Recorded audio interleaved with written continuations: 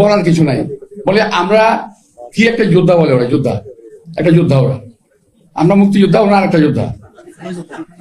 ভাই আমরা তো মুক্তিযুদ্ধকে দেশ স্বাধীন করেছি, তোমরা কি স্বাধীন করেছো?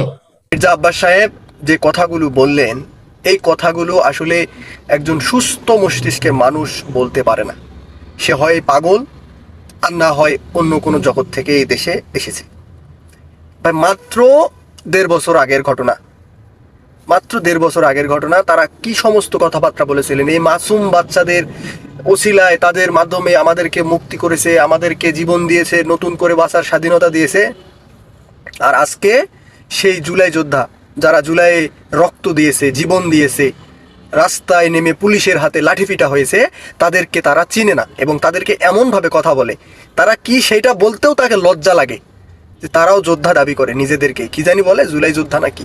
মানে এইরকম তুচ্ছ তাচ্ছিল্য যদি একটা দল আমাদের সামান্য 1-1.5 বছর আগের ইতিহাসকে এভাবে বিকৃতি করে, তাদেরকে এভাবে অবমূল্যায়ন করে, তাহলে একবার চিন্তা করে দেখেন, এখনো তারা ক্ষমতাতে আসে নাই, তারা ভাবতেছে আগামীতে তারা ক্ষমতায় আসবে।